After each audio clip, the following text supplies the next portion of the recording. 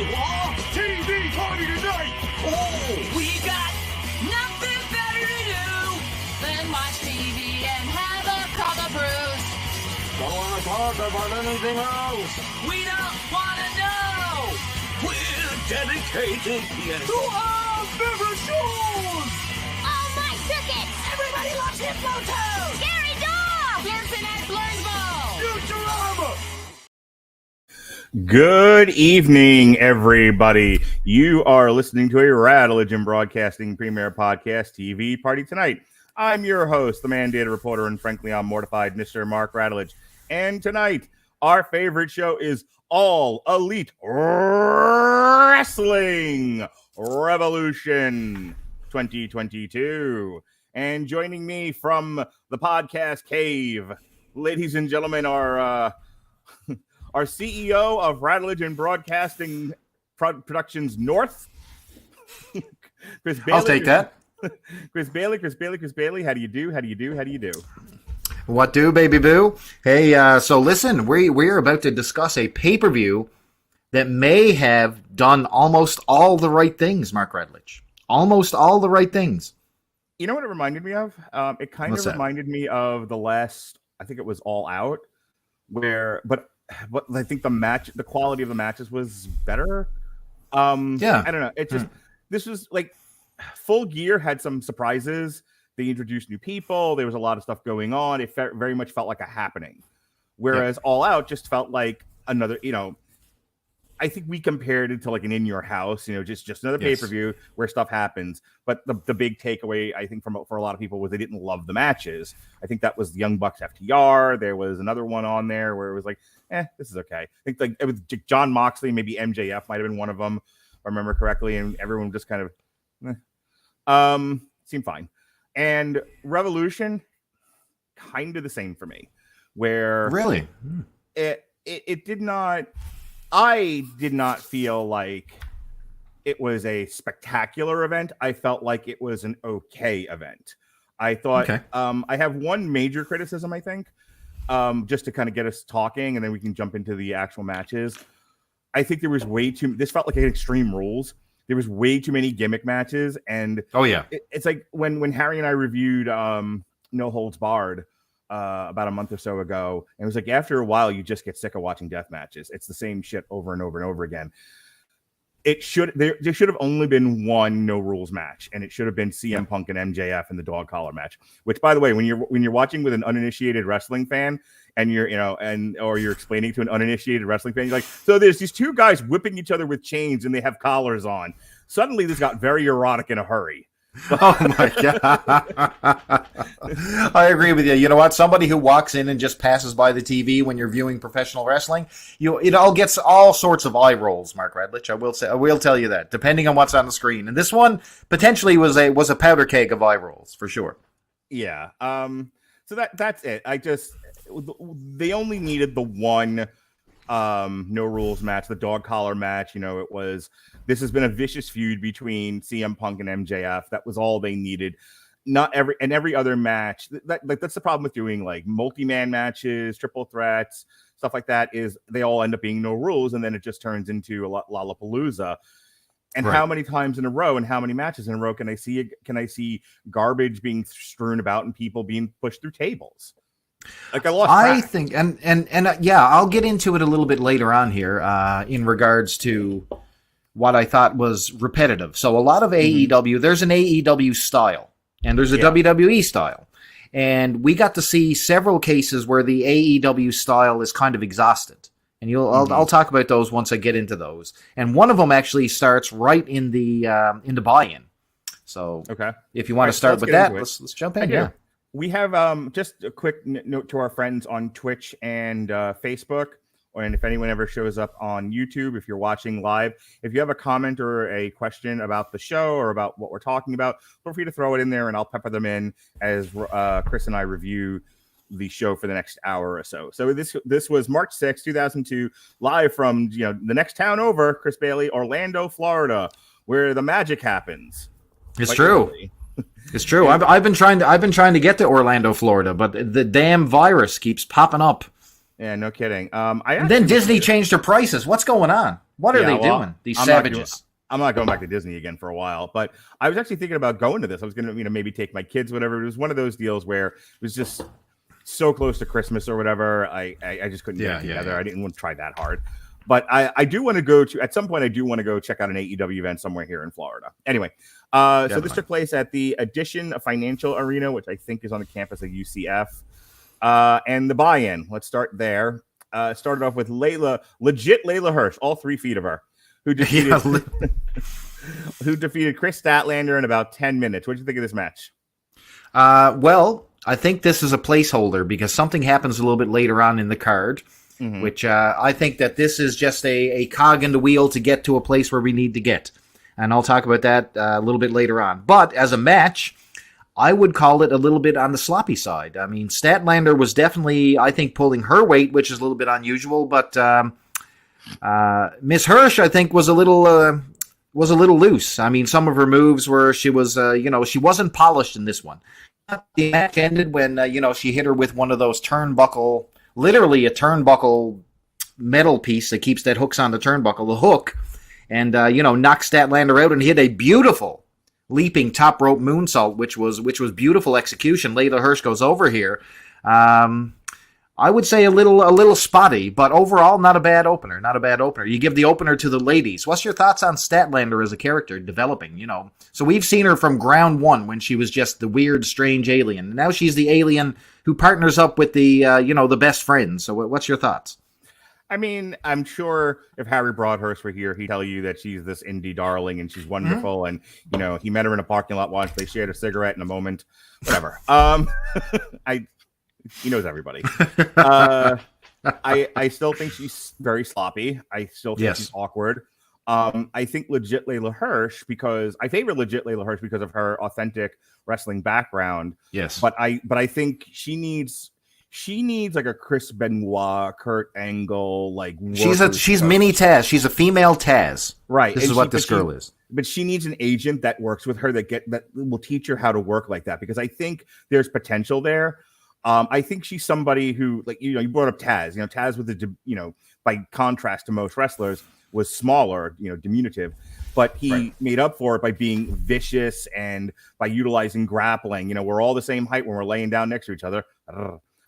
So height don't matter then. No, my point is though, like if they treat her like a shooter and take her seriously, and she learns to work like a Kurt Angle, like a shooter, then I think she has a lot of potential there. If they could, put them into some interesting matches with some of the girls and put her into some interesting storylines. Absent of that, I think she's always going to look like she's terrible because she's not in there with people who know how to work with a worker. They know how, with a shooter. They know how to work with other, indie wrestlers, which no one really works, do they? They just do spots. There might be a transition move from one spot to the next, but it's just a collection of spots for the most part, which is my huge problem with indie wrestling. Harry Broadhurst of the Screaming Boy podcast. So you might say, so she gets to win in the pre-show. Yeah. Okay. In the buy-in. So you might think, okay, Layla Hirsch is on the rise until you saw what happened after the match and Red Velvet comes running to the ring to save her friend. So I think that she won the buy-in match to get a match against Red Velvet. Woo! Yes. Yeah. I mean, Red Velvet can't wrestle for shit, but I like her look. She's a cutie patootie. Yeah, and that little dance she does with stirring it up, baby. That's pretty cool. I love that. We got to stir it up. I would love to stir it up with Red Velvet. Anywho, hopefully she's listening. If you're out there, Red Velvet, I fancy you. All right. Speaking of fancy, Hook defeated QT Marshall in 5 minutes. Can you just explain to me the fascination with Hook right now? When did this become a thing and why? Or is it just Hook? It just seemed like a fun thing for wrestling fans to collectively do, kind of like fandangoing.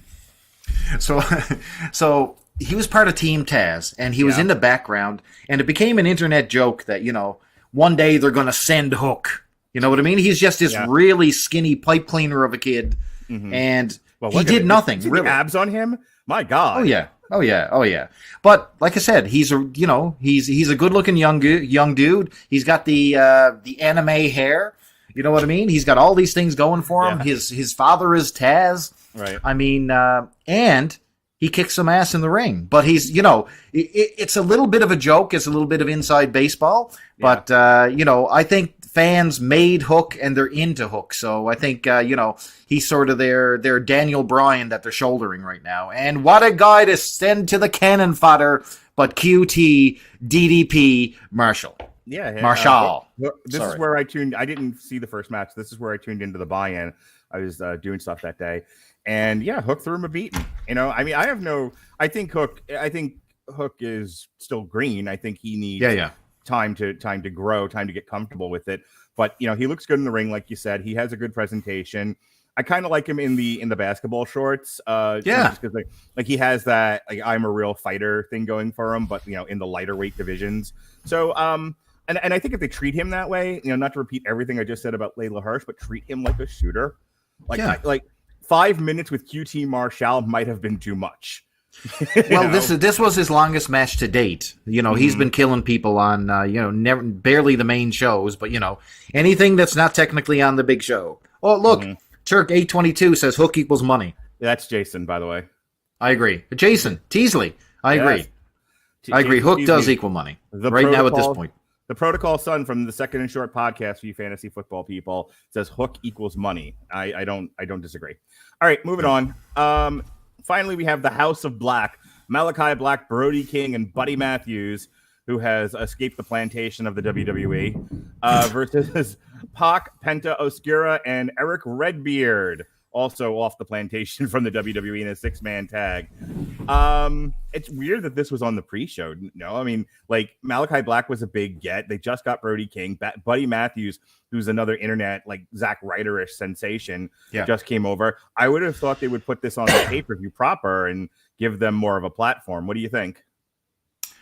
Well, they always start the buy-in shows pretty hot. So if you're looking at the buy-in, like they're still in pay-per-view mode. This is not Saudi money. You know what I mean? This is not the WWE where everything is already bought and paid for on the Peacock network. They want people to spend money. So they broke out, what is more AEW than, Pac, Penta, Eric Redbeard, and, the House of Black. I mean, I think he gave him a full dose of AEW and what that he could expect on this pay-per-view.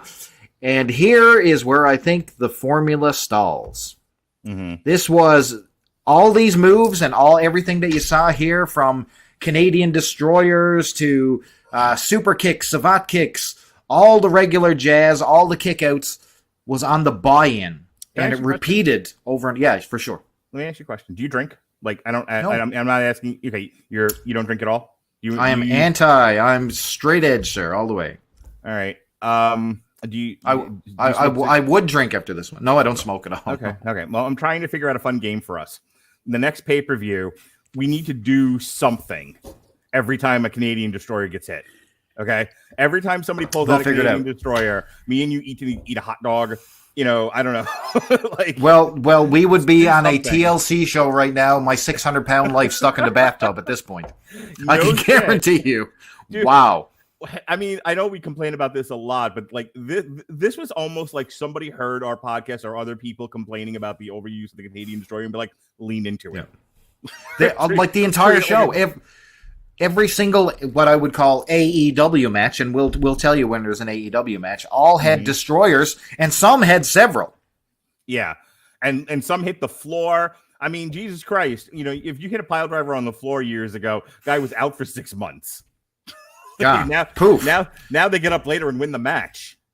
They banned the pile driver into WWE, WWF, right? Like they banned it as a move, and now it's just what's more WCW 2000 than rejected WWE guys? Here's the now it's how can we do a Canadian destroyer from a balcony? Yes, like they're trying to elevate it now into a tall drinking glass. Observe. Yeah, exactly. Observe. So anyway, it was okay. I mean, I was watching this, like I said, while I was finishing some stuff on the computer, and I was talking to people. So it was like, meh.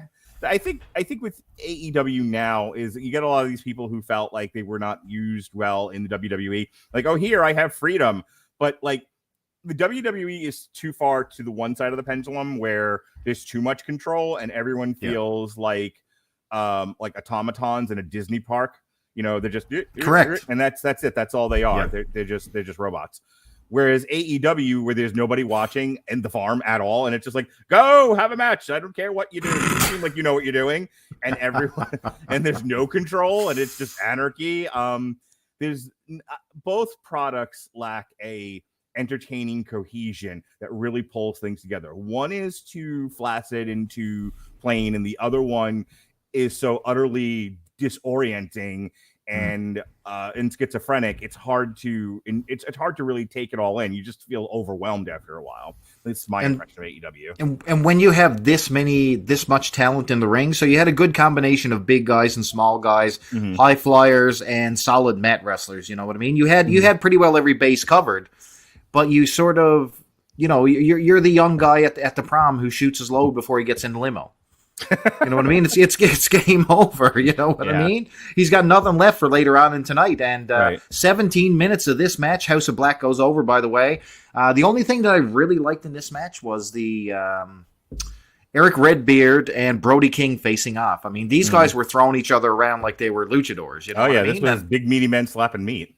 It was, man. And it really went well. And listen, the fact that Eric Redbeard is on these pay-per-views and you have the House of Black, can Bray Wyatt be around the corner? Maybe. We'll see what happens. I mean, yeah. We got some big weeks of wrestling coming up, as you know. All right, the pay-per-view proper kicked off with Eddie Kingston, the Mad King, versus Chris Jericho. 13 minutes and 40 seconds. It was okay. They had a match. It's actually kind of nice because I wish this had been further on in the card almost, because it would have broken up a lot of the constant garbage spot fest matches. They just had a match, and it was refreshing, Mark. To be quite honest with you, it was oh my refreshing. God, wrestlers wrestling, how novel. Eddie Kingston wrestles a very guttural, very gritty style. I generally like his matches. They're sort of the antithesis of the high flying lucha, spot filled matches. Like he really brings things to the mat and makes you work for it, and it looks legit. He looks like he's throwing you a beating. And Jericho is very adaptive. I mean, for all the faults Jericho has personality wise, and now body shape wise, Chris Jericho, I think, has always had a mind for how to work and how to work with different people. No question about that. So I thought they pulled off a pretty good match here.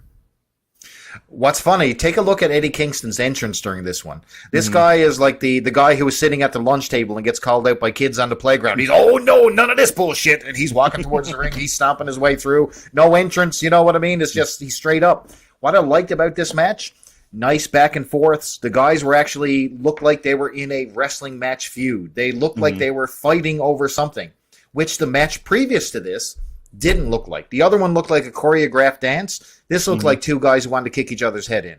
And I appreciated that. You had Eddie Kingston throwing suplexes on Jericho. And I'm actually going to give Chris Jericho credit. Ready for this?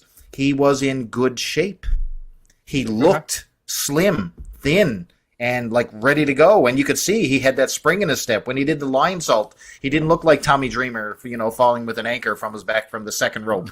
You know what I mean? He was actually flying. And the crowd was super into it. Now, the ending, Eddie Kingston finally gets his big win via submission in the middle of the ring. No hijinks. He tapped him out. So that right there, I really, really appreciated. And Jericho then, after he lost, he refused to shake his hand. Well, you know what? Eddie Kingston was a bit of a douchebag leading into this one, so you kind of get it. But I literally dug everything about this thing, man. I thought it was the right way to start the show with a meaningful match that meant something. So yeah, good. I actually think it's one of the best matches of the show. No question. No question. Just because it goes against the grain of what the show will eventually unravel and become. Next match, the Jurassic Express defeated Red Dragon and the Young Bucks. So right off the bat, this was about 20 minutes, by the way. Right off the bat, I don't think I've wanted to punch anyone as much as I wanted to punch the Young Bucks based on how they look. Like, I haven't watched for a few weeks. I haven't really seen like their evolution of their douchebaggery gimmick. But holy cow, dude. They're full tilt. Oh my God. I didn't recognize Christian would go through glass to get at these guys to choke them. I'm kind of glad he doesn't watch now because I'm afraid they'd have, they'd commit. He'd be right. Christian would actually be right watching this. They'd go, whoa, these guys are douchebags. Yep. I love it. Don't get me wrong. Like you want the Young Bucks are trying to play douchebag heels, and I think they're getting away with it. But like they used to be kind of like funny douchebag heels. You know, they were kind of internet guys, if you know what I mean. You know, everything was a joke and everything was an inside joke, and there was like 50 layers of inside joke. And they were kind of dorky, but I like that about them. Me too. Now they're like 3-foot versions of like the douchebags you find in bars. What assholes these guys are! Yeah, they are the guy who slaps your girlfriend on the ass as you're dancing with her, and you're like, whoa, hold on a second now, sunshine. Right. Except that the guy that does that is 6'5". Right. Not these guys. Not these guys doing their right. You know, not all 3 feet of the Young Bucks. You know, like holy cow! But yeah, I'm here for it, man. If the Young Bucks are going to lead into this, like I want to see how far this can go. Like, where does the douchebaggery end? We're finding new levels. This is exciting for me. Yes. As for this particular match, placement is a concern here. We just came off a match exactly like this. Yep. You know what I mean? With all the bells, all the whistles. This is typical of the Young Bucks. They get their shit in early, and right. Then they go definitely, home. absolutely. Yes, you know, exactly. They're always like, here's the so when I was in high school, I was I was in a band, like, you know, like a heavy metal band. Believe it or not. Really? I know. With all were you did you play, or were you the singer? I was the singer. I was all the right. screamer/rapper, more like it. Anyway, okay. Rapper? No. You are the whitest man I know. You shouldn't be rapping. Come on. I am not the whitest man you know. You know far whiter than me. Check our chat. Fair enough. Anyway, that's fair. But we did a Rage Against the Machine song. That's where I say rapping. But yeah, I was screaming/rapping/ just being angry young kid. Anyway, when we did the Rock show, there was an issue of who was going to go on first, who was going to go on last, what's the headliner, like what order are we doing this in? Because it's, you know, we're all about the same. We're all high school kids playing in different bands. And one of the guys from Rigor Sardonicus, which was the school death metal band, was like, I want to go third. Like nobody else had said anything at that point. He just blurts out, I want to go third. And we're looking at him, I'm like, but for why? And he goes, because it's the middle. You know, if you go first, people miss you because they get there late. If you go last, people are tired. They want to go home. If you're in the middle, that's when you're going to get the most attention. Correct. So I demand Rigor Sardonicus go third. The Young Bucks is Rigor Sardonicus.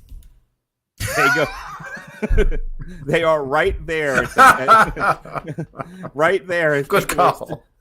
Are settled and are paying attention, and they get the most focus. And then when they're done, nothing matters. Also, not nearly as much has happened yet. Yes, you're right about the placement in terms of it was too close to the House of Black match, and it was too similar.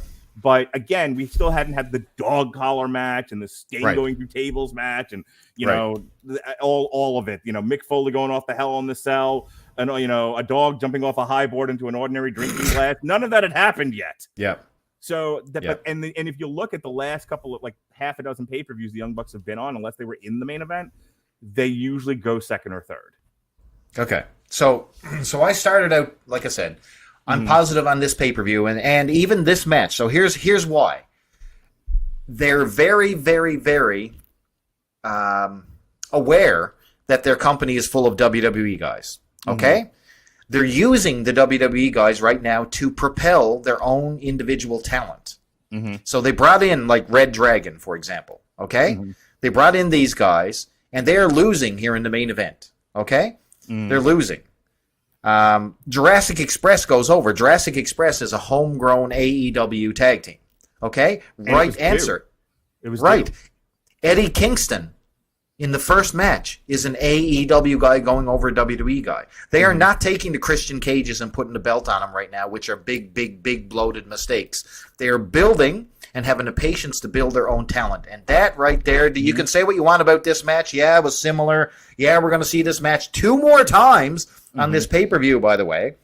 But Luchasaurus finishes them with their finishing move. To the credit of AEW, I like the fact that they are to the credit of AEW and to the guys coming over from the WWE. I don't think anyone wants to win. I think everyone just wants to play.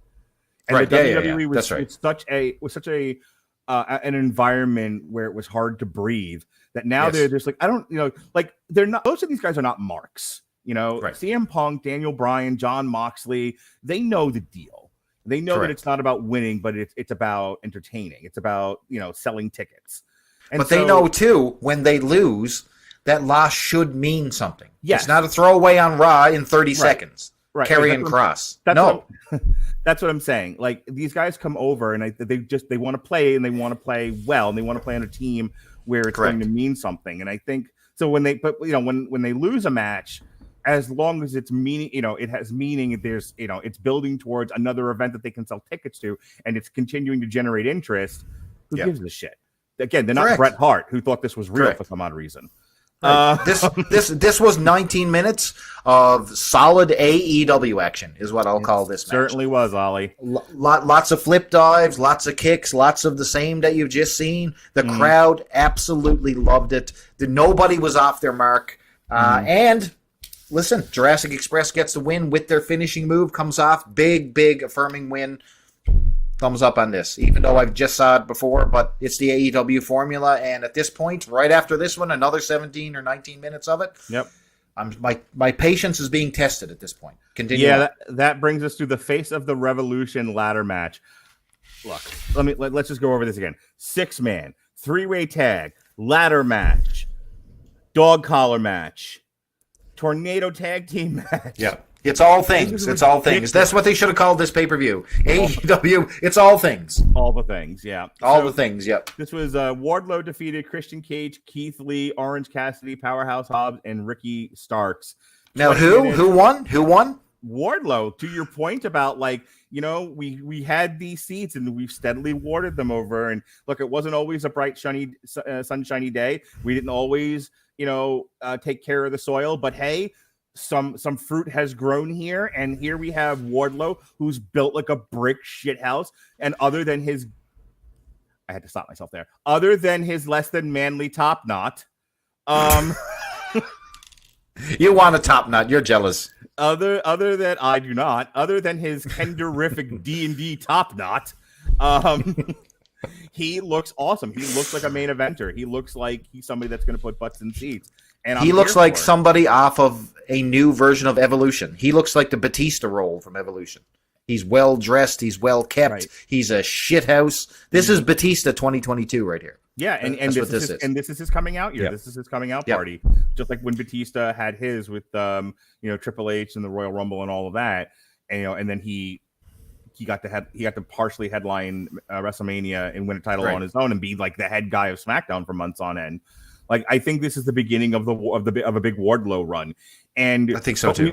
But like you said with Jurassic Express and some of these other people, this has been building over 2 years. Look where he started versus where he is now. Like I'm drawing this out and I'm talking about it because I'm actually impressed that AEW has a degree of like foresight.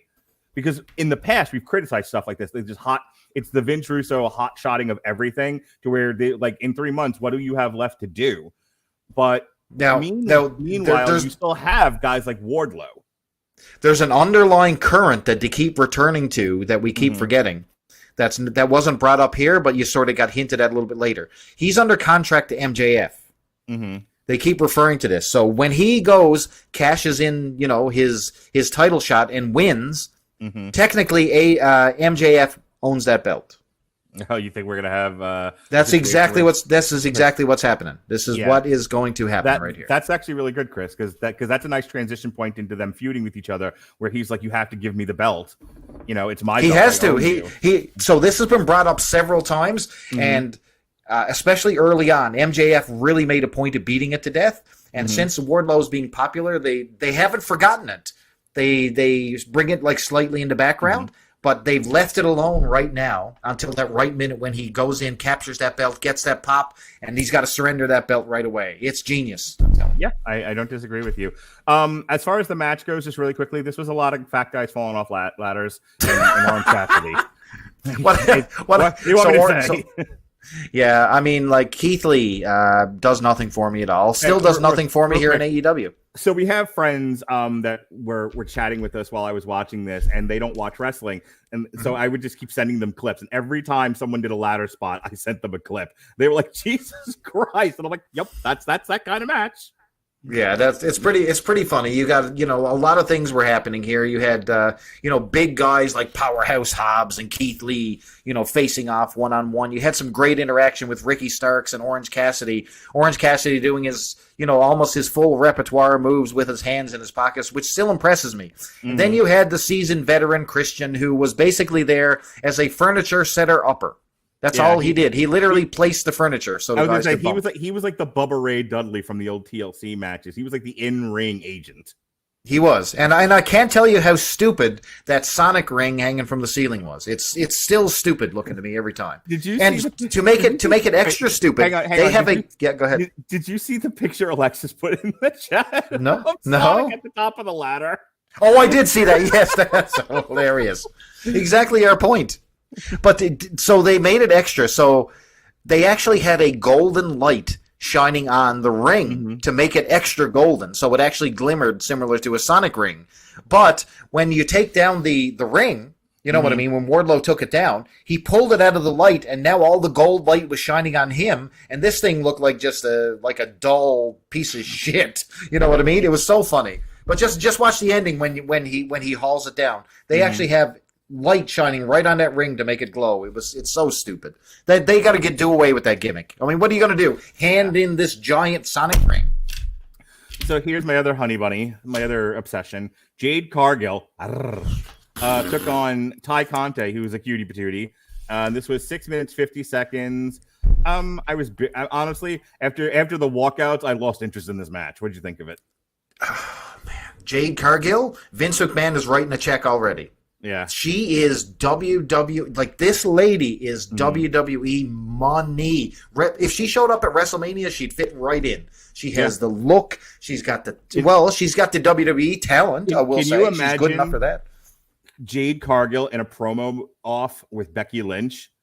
No trouble. I'm that bitch. I'm that bitch. Oh, no, you're not. You're new and the man. I'm all stupid. You come in here with your yellow hair and you think you look like Storm from the X-Men, and she's like, and then she turns into the natural Butch Reed. I do like the night that Jade Cargill won her championship.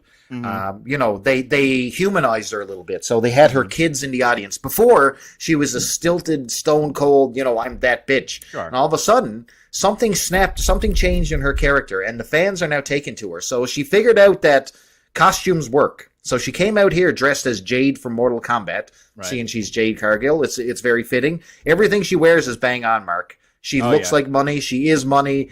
This lady is a future star. She put away Tay Conte, which is this is just career building. This is about the moment of Jade Cargill's elevation and going to be a 10-second clip of her career rise. That's all this was there for. Yeah, Tay Conte was more than serviceable. This was fine in that sense where it's good to give her some big time exposure on a pay-per-view to make her seem like a bigger star than she is, and I'm here for it. And I think if she can work steadily, not injure people, not injure herself, and get a little less clumsy, a little less Sid Vicious with her promos, I think right on. You're right on the money with that. I think she's like another Charlotte or another Becky Lynch. I think she's going to be a superstar. Now, what is with Tay Conte and that eye makeup, that Ronda Rousey stupid eye makeup type shit? I don't know. I don't know why the girls think like this is what the guys want. I don't know any guy. Listen, if there's a guy that thinks it's hot that you have a black eye, that's not the guy for you. So it went from women thinking that this looks good. Mm-hmm. Right? You go around to the Florida Mall, you're going to see lots of ladies who look like this, Mark. And now they're going to have the eye makeup, which is extra stupid on top of that. Who's telling these people? Hey, do guys like the big plunger lips and the...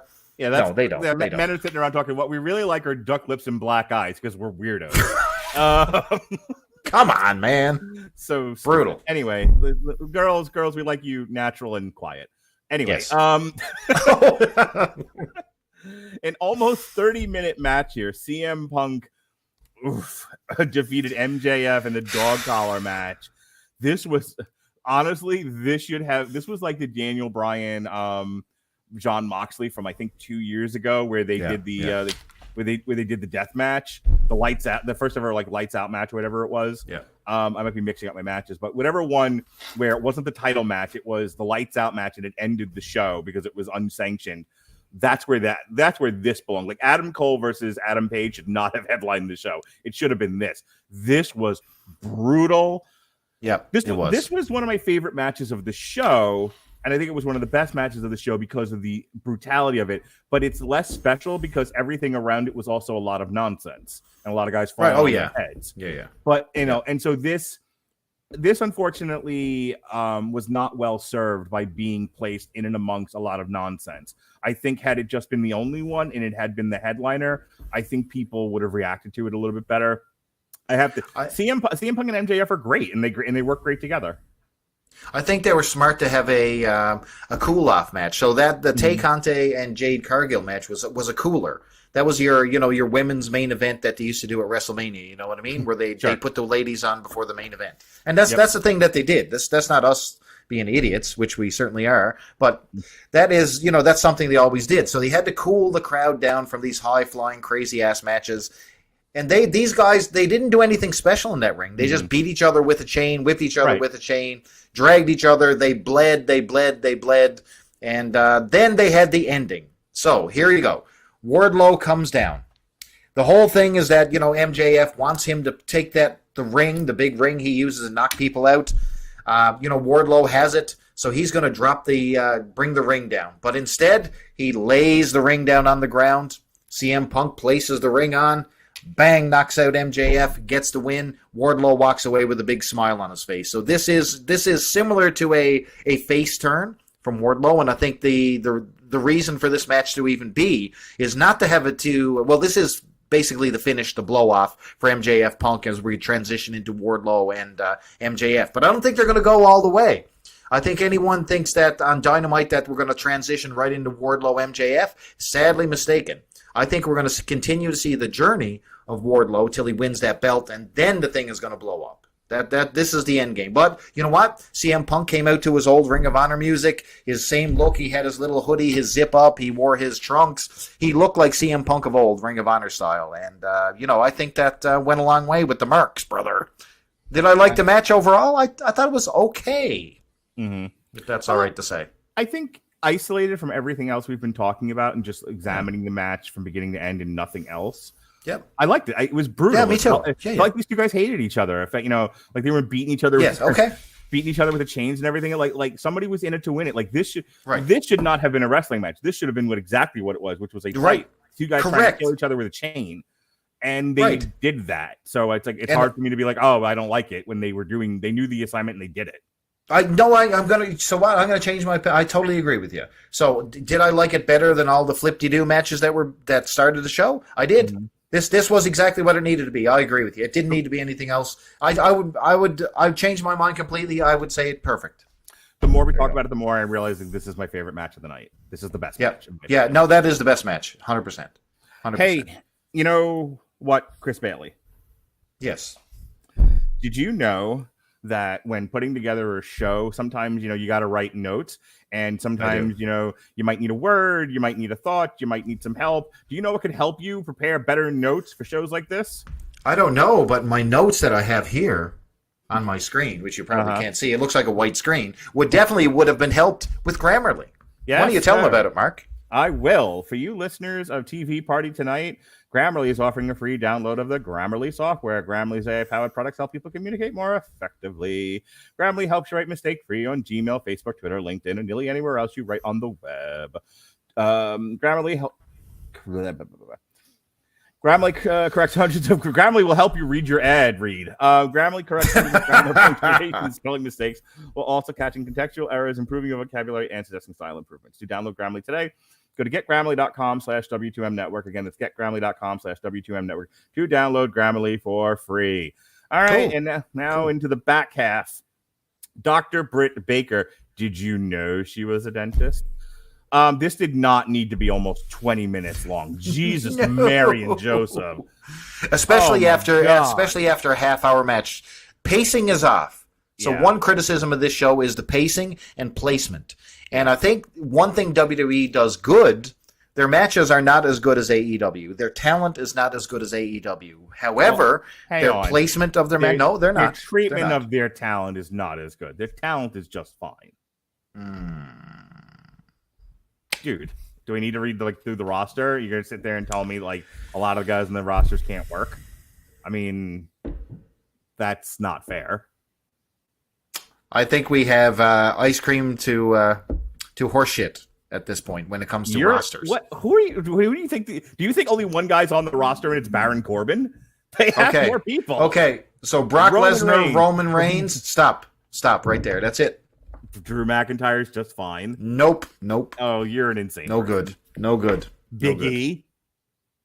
Oh, okay. New Day, your boys, the New Day. Hang on. Come on, man. Not to be too literal, but you're sitting here telling me that nobody on the WWE roster can work or is a good wrestler except for Roman Reigns and Brock Lesnar. You could not like them all you want. You're entitled to have your opinion. You're a pretty girl, but you can't sit there and tell me that these people can't like pound for pound. Wrestlers in AEW are so much more superior to the wrestlers in WWE. That's nonsense. Right. Okay. Here's my point. So let's take a look at some of the depth in this thing. The Miz, Big E, like all these guys are 3 or 4 years past their expiration date. Are they good wrestlers? Yeah, 3 or 4 years ago. That's all I'm saying, though. They're done, but it's over. There's nothing new right now. We have all the new and some of the old helping elevate the new, like that in fresh AEW. face, like that fresh face masked wrestler. Oh, what's his name? Sting. You fanboy. He's 100 years old. Okay. Okay. You know what? This is actually a great idea. Okay, listen to this. So you've got Sting. Okay, you're making AEW is making money with Sting. Would you not agree? He's bringing people in. He's got his. He's helping elevate Darby Allin. Would you not say? Sure. He's selling. Did the fans not love Sting in this pay-per-view? I can guarantee you he got one of the biggest pops of the night. Fans love most things in AEW almost. Okay, but they love Sting, let's face it. So WWE gets Sting, except they get him a couple of years before. Now, what did they do with him?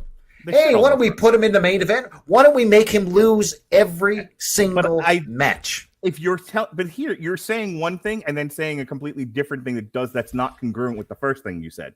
You're saying no. He's there to elevate somebody. Sting is not there on his own. He's there to elevate the young talent. AEW has better wrestlers, and I'm telling you, both companies' wrestlers are about the same.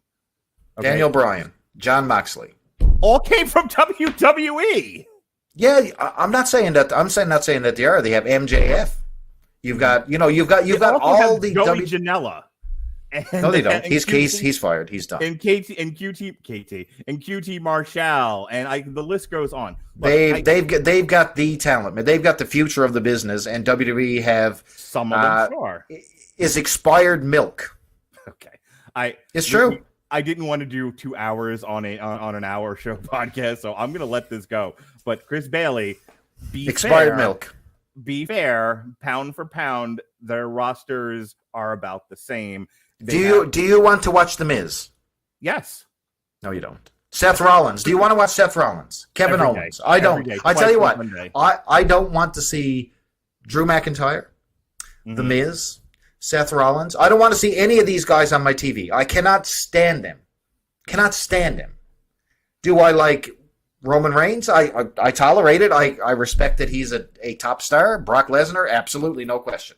All right. Bigger than anyone AEW has. But they are so far decimated. This is WWE new generation era, like low talent roster. I'm going to say this one more time, and then I'm moving into the next thing. Because go. Thunder Rosa and Britt Baker have wrestled each other 500 times. There was nothing. They have. Yeah. No. Washed up. Serviceable. Let's move on. Serviceable. Yep. And not only that, do you know that Thunder Rosa was supposed to win this match? How about that? I didn't see. So remember we talked about Layla Hirsch at the beginning. Yeah. So they have other shows coming up. So now tomorrow, I think Layla Hirsch is going to fight the number 2 contender, which happens to be Thunder Rosa. And I think Thunder Rosa will finally get her win, but they're holding off. So I think this is just a little bit of delayed appreciation here. So I think they wanted to have Britt Baker's last big win here. And it was literally all outside interference. That's all this thing was.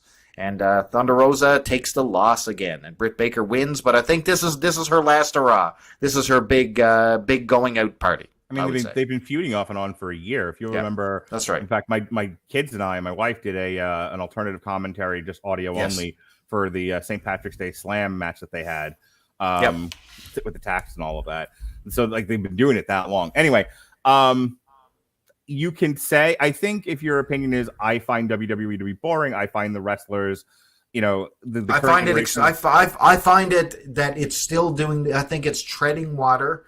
Mm-hmm. I think it's expired milk. I think it's a treadmill that hasn't stopped for 3 years, and it's the same. That's not the same as their wrestlers aren't good, which is the first thing you said, and really the only reason I argued with you. Yes, it is. The reason they're not good is that they're expired right now. They need to be freshened. Speaking of fresh faces that AEW has brought us from Hold on. You like restaurants, right? I do. Right? So, say, for example, you go and you order a steak. Okay. What steak do you like better? Do you like one that's new and fresh, just hot off the grill, or do you want one that's reheated from 3 years ago? What are you liking, Mark Radulich? Okay, I will obviously the fresh steak. You want the fresh steak, but what you're saying is one place is serving rat meat and the other place is serving cow, and it's not the same or accurate. All right, fair. Okay, I acquiesce. Thank you. All right. Anyway, AEW original Jon Moxley versus AEW original Bryan Danielson. Clearly superior AEW original wrestlers. This sort of blew my argument all the holes right here. This was set up. This was all about placement of argument, and I placed my argument in the wrong spot. You and your wife Martha just walked into an alley. I don't know why. I'm the guy clutching the pearls now at this point. I thought this was okay. This was here's the thing. Watching Daniel Bryan just be Daniel Bryan and going with no restraints is fun to watch. Refreshing. But he has to have the right guy, and Jon Moxley's not that guy. Jon Moxley with the cuffs off does Nick Gage matches.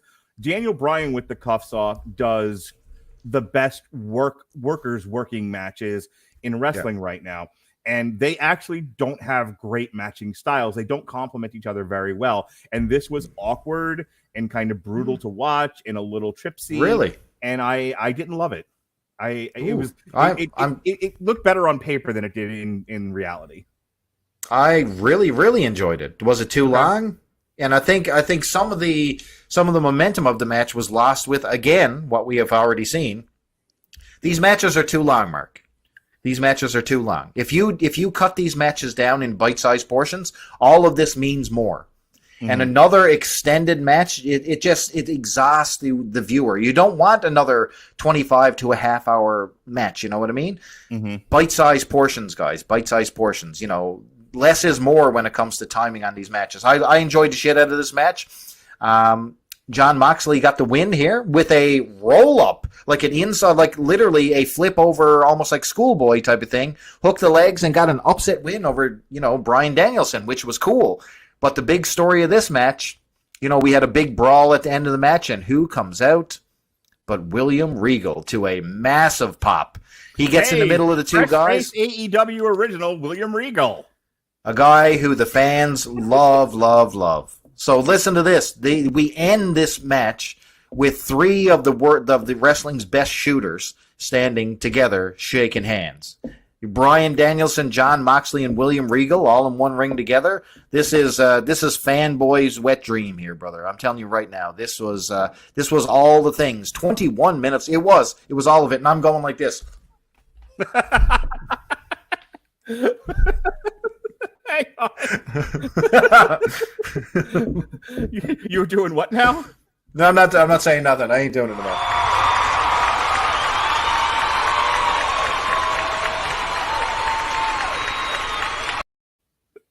I applaud you, Chris Bailey. I like when I have someone fun to work with. In my I was catching it all. Ah. I loved it. I loved everything about that. Yeah, that was awesome. What do you think of Regal's debut? You got to admit that fan base don't care. He's 100. He's 100, stop. and for the last 8 years, he's been in NXT. You know, occasionally walking out, going, "Hey, knock that shit off." The best thing William Regal has done in his entire the past decade of work has been yelling war games at 8 bitchy women. That was it. That was the height of Regal mania. I'm going to have to send the Twitter masses against you, sir. I'm going to have to turn the tide. Yep. I got broad shoulders. Attack this turkey. I got broad shoulders and nothing but time. Bring it, bitches. William Regal. Get him. One cool thing he did.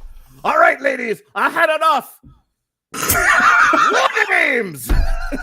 And everyone was erect. Pants went out the window and hitting small children and dogs. The world was awash in semen. It was a wonderful moment for wrestling fans far and wide. Oh, boy. I am glad I didn't say this on the internet. That's all I got to tell you. This is perfect. Credibility killer. End of the podcast. End of the Radulich Broadcasting Mark Network. Radulich on Twitter. I don't give a hoot. Hey guys, I'll further this argument even more. You know what? He loves the WWF. Oh my God. Can you That's also not what I said. Wow. Wow. He loves it. He loves it, guys. I'm just telling you. Wow. Okay. I mean, you can lie. Speaking of 100 years old, why don't we talk about Sting? Oh my God, this match. Darby Allin, Sammy Guevara, and Sting in a garbage match against Andrade, Matt Hardy, and Isaiah Cassidy. The only thing I even remember about this was only because I wanted to send clips of the show to my friends of the table spots. So I had to watch the Sting table spot like 3 times to get a clip of it. And that's the only thing I remember about this match. But this is now like the 3rd or 4th time in a row we've seen one of these multi-man garbage matches, and I'm just over it now. I don't care. You're right. The pacing has come to bite itself in the ass, and it murdered it here at this point. Sting did save it here. Now, Darby, let's talk about Sammy Guevara. So I love Sammy Guevara. He's fine. He does all kinds of high flying moves and all that type of stuff. However, it's so choreographed, Mark. It's like if I was going to do a spot with you, and it took so long that I have to now book a plane, fly to Florida, set up a scaffold, me and you have to climb it, and then execute the move. That felt like how long it took for Sammy Guevara to actually execute moves here. It was forever. You know what I mean? Now, Sting had his massive spot where, he did a stinger splash off the top of the the railing or the balcony on the outside of the ring on Andrade. Now, Andrade and I think it was Sammy were fighting, and Andrade sent Sammy to the floor, and then he just decided, I think I'm so tired, I'm going to lie on this table. And I'm like, what? Yeah. Why is he, Sammy didn't punch him and knock him on the table, and he was resting comfortably while Sting splashed him. No. Show. It's just a stunt show. I'm done with stunt shows. Andrade was like, oh, I'm so tired. I must lay down. Yeah. Come on, guys. That's lazy. That's lazy. Now, the Sting spot is going to be one that you're going to see. It's about Chris Sheehan moments. This was her moment. This is a 5-second video clip that the internet is going to love. Yeah, sure. They drop a geriatric out of a window through tables. Terrific. Poor bastard. And man, Sting's bald spot is getting bigger, baby. It's like super circumference now on the back of that head. You almost got to do something about it.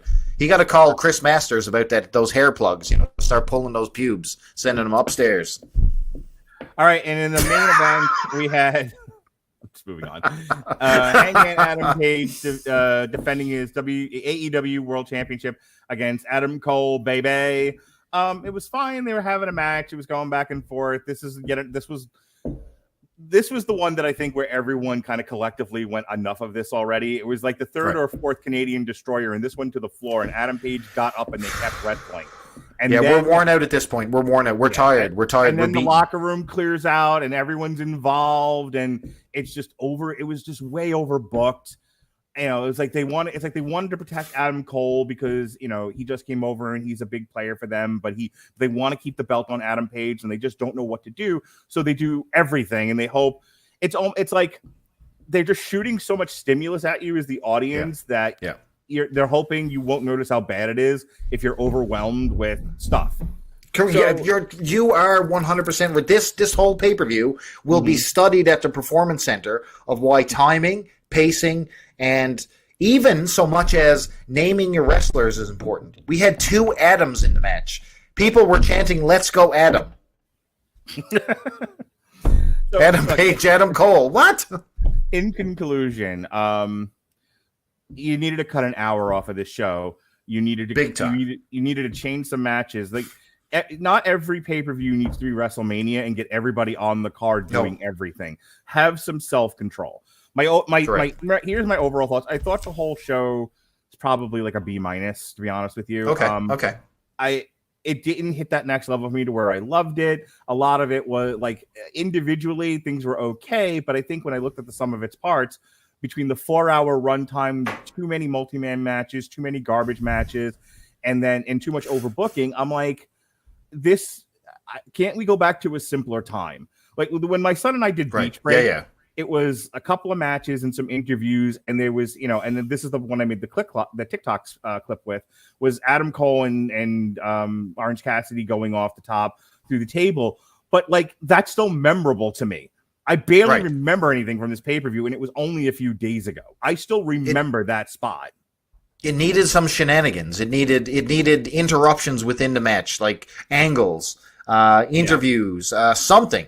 We forgot about Swerve. Swerve showed up. Another WWE guy just fresh off Hit Row. Yeah, there's nothing I don't care about. Right, but you're right. You're right. This so like I said, Adam Cole. Adam Page gets the win here against Adam Cole. This match was 4 or 5 times we've seen it over and over and over and over on this show alone. Fans are exhausted at this point. Look, if you're the kind of fan, and I'm going to try not to say this insultingly, but if you're the kind of fan who likes the same, if you want to eat a ham sandwich every single day, and there's nothing better than a ham sandwich, and you don't like change, then this is the event for you. If you're like me and you like novelty, you want to see new things, you will reward novelty with your participation, then this is not really that great of a pay-per-view. And I think that's where I land on it. Some people will be like, no, this was like an A. That's because you think everything AEW does is an A. To me, this was too samey. If this was 3 hours, this would have been an A+ for me. At this rate, time, pacing, and all that stuff, I have no issue with any of the matches. I think 90% of this stuff was well delivered and all that stuff. Right. Too long, it gets a B+ for me, but this could have been an A+ card. I mean, you had the talent there, you had the matches. It was just bloated. It was a bloated log. Cut an hour, move CM Punk versus MJF to the last match, and trim these matches and trim out some of these matches, change them up so they're just regular matches. Don't do so many multi-man ones. I think you actually have a solid card here, but the way they did it, it just feels like too much. You don't have to have all these matches, Mark. Like, you know how WWE, like, they have Steve Austin coming back for WrestleMania because they have nobody left on their shitty roster over in WWE. So they're bringing back Austin. But here's how they're doing it. They're not just scheduling a match. They're going to have him appear on Kevin Owens' show, the Kevin Owens show, and it will it'll transpire into a match. This is the thing. So not a match technically, but it'll flow into something. You know what I mean? Yeah. They need these transitions in here. You don't need to have match, half hour. To the Canadian Destroyer. Yeah. And in our 10th Canadian Destroyer onto a table. Jesus. To your point, the WWE, if you would go back to like the Attitude Era pay-per-views, it would be a match and a skit and an interview and a match and a skit and an interview and then look, a new debut, and something's happening. They would tell you a story throughout the night, but keep going back to different segments and stuff. It felt more cohesive, is what I'm saying. And that seems to have been a lost art in terms of television production in modern wrestling. Hey, Chris Bailey. Yes. Have you watched any of the old WWF pay-per-views recently, like an old Royal Rumble?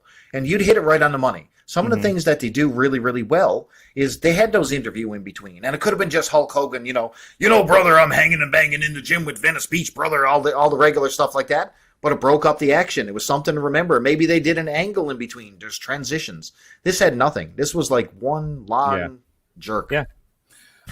Hey, what do you got in the old tape deck these days there, Mr. Chris Bailey? What do I have in the tape deck? Well, I most recently listened to Guns N' Roses' Greatest Hits. Oh, I did. very good. And I also found that on Amazon Music. Did you know Guns N' Roses actually has a new EP out called, I think it's like Hard School or Old School, something like that. Yeah, they have a new EP out.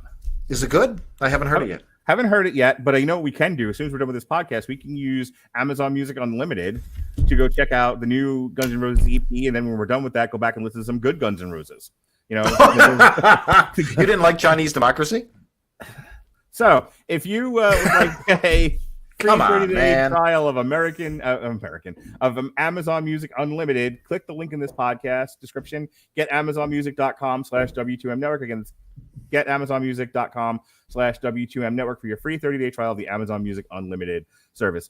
Hey, Chris Bailey, what do you got going on in your world on podcasts? Oh, we just came off a nice fresh one over there in the on the Wizards podcast guide to comics.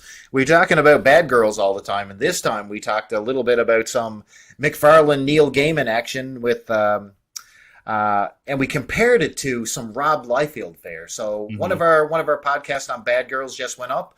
So if you want to check some of that stuff out, it's the Wizards podcast guide to comics, and it's some fun stuff. And I don't know why Adam keeps forcing me to do Hot Girls. But, when it's Angela taking on... because, Chris Bailey, God. You're a heterosexual male. Touch a boob every once in a while, okay? It's okay to talk about hot girls. Angela versus Evangeline. I mean, come on. You got to be there for that one, for sure. Absolutely. That's my new phrase. What are we doing next, Mark Radulich? That's what I want to know. Whenever you neckbeards annoy me now, or I get annoyed by the neckbeards at work, I yell "touch a boob" at them. That's my new phrase. Yes, please. Put it on. What's that? I said, put it on a T-shirt, Daniel Lasby. he was encouraging me Saturday night to start my own merch line. I'm telling you, Lasby would do it. He's a good dude. See, did I not tell you he's a good dude? I told you. He's amazing. Yes, all right, indeed he is. So I'm just going to tell you, yesterday was our review of The Batman. If you've ever wanted to see me gush about a movie, that was the one. And the day before that, Sean it's happened, everybody. Yeah, I know. I stepped out of critics. He liked something. And I actually just talked glowingly about something. Monday night, myself and Sean looked at 3 of the Texas Chainsaw Massacre movies: the original, the 2003 remake with Jessica Biel in her frigid bosom, and then the new one on Netflix, which sucks. Tonight, we're going to be doing a review of Allegiant Damnum on the Metal Hammer of Doom, and then tomorrow is Chapter 8, I believe, of the Four Kings of Boxing, Hagler versus Hearns. The next Mania of WrestleMania is March 23rd. What one are you guys covering? 18 and 19. It'll be myself, Pat Mullen, and Neil Blom, somebody from the movies that don't suck and some that do. Oh, this is peak attitude era you're rolling into, so this should be some good stuff. Yep. I don't know what you and I are doing next. I don't know if I got you on anything. No WWE stuff coming up at all? Oh, I'm an idiot. Sorry. Okay, well, you know what?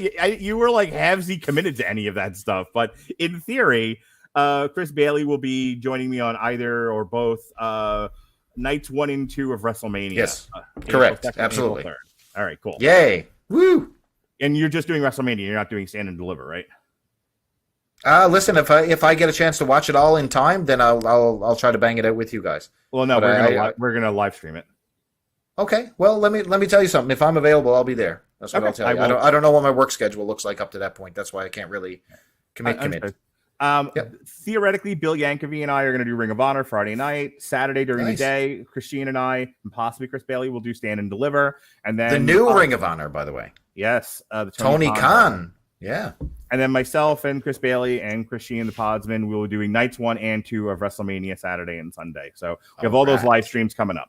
All right. I just want to remind everybody to like and subscribe to the Radulich and Broadcasting Network on YouTube or on Twitch or any one podcatcher that you listen to traditional audio, whether it's Apple Music or Spotify or Stitcher, the iHeartRadio, wherever. We're available everywhere. If you want to get the latest updates and all the new shows that we're doing, we drop sometimes 2 per day. You'll be able to keep up with everything. Subscribing helps us out also. the more subscribers we have, the more things we can do to grow the podcast, and that's what we're trying to do. So I just want to encourage everyone to do that.